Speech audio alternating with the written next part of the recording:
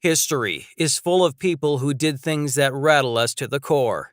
Dangerous people who made us rethink if there is sanity left in the world. One of such people is Richard Ramirez, known as the Night Stalker, who terrorized people of California on a spree that went on for 2 years, including murder, torture, and rape of 25 victims, which included 12 gruesome murders. He fell below the line of sanity when he started to hang out with his cousin, Miguel, who was a Special Forces Vietnam War veteran. He lived in an abusive household to escape his violent father, who spent a lot of time with his elder cousin. Miguel was not much of a better influence on him. When he was deputied in Vietnam, Miguel had taken evidence of his horrific actions as proof. He had raped, tortured, and even decapitated several women. He used to share the photographs of his satanic actions with young Richard, which deepened his interest and even molded him into becoming a Satanist and an addict years later. To worsen his impact on his life, Miguel had little Richard present at the time when he shot his wife in the face, so close in fact that blood splattered on his face.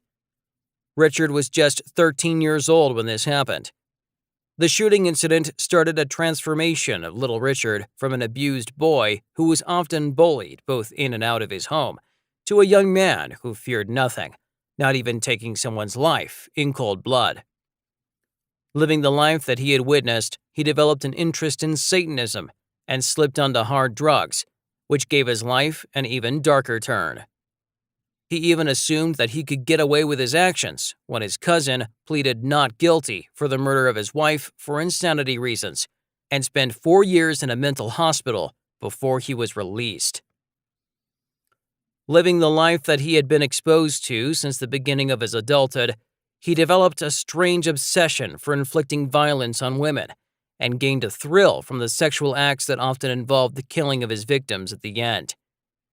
His habits, addictions, and inhuman ways of dealing with women got him into trouble more often, especially when he moved to Los Angeles. Throughout the late 1970s and early 1980s, his crimes were small theft and drugs possession. However, it was not long before he found pleasure in worse, unspeakable crimes. His sinister career started in June of 1984 when he broke into a house, raped the 79-year-old Jeannie Vincow, and murdered her by slashing her throat so deep her head was almost detached from her body. When her body was found, it had several stab wounds. By the February of next year, the police had 2 more murders at their hand. He took the lives of 2 little girls in separate incidents. The first one was a 6-year-old girl who he abducted near her school bus stop and carried away in a laundry bag. Evidence showed that she was brutally raped. Just 2 weeks later, after the 6-year-old was found, a 9-year-old girl was kidnapped from her bedroom in Monterey Park, raped, and dumped in Elysian Park. At first, the police didn't link the 2 cases to one suspect or gave the title of serial killer who rapes his victims before dumping them. Richard moved soon from molestation to murder. He shot to death 34-year-old Daily Okazaki in her condo and wounded her roommate, Hernandez. She was just lucky since the bullet reflected from the keys that she held in her hands that she lifted to protect herself. As police arrived at the scene, it was assumed that hell that broke on these 2 women, but the Night Stalker had other plans. Within an hour of the first murder, he bounced back in the Monterey Park in search of another victim. Sadly, poor Tsai Lianyu, a 30-year-old woman, was in her car, whom he grabbed by the arm, dragged on the road, shot a few times, and fled, leaving her to die.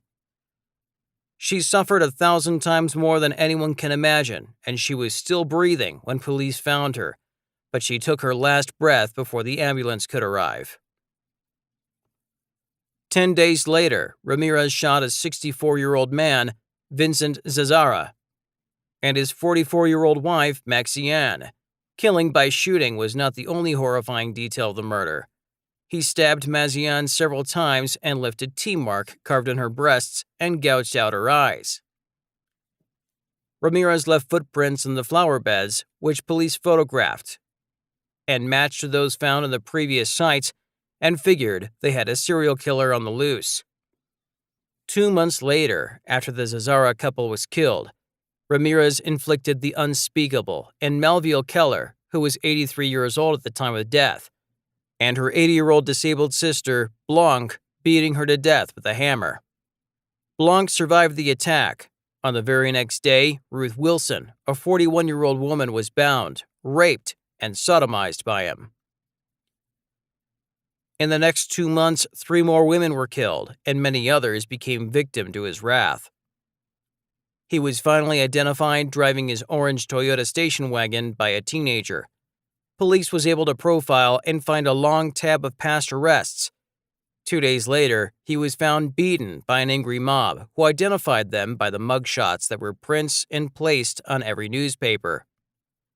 On September 1989, he was convicted for 13 murders, 11 sexual assaults, burglaries, and robberies, and sentenced to death by gas chambers.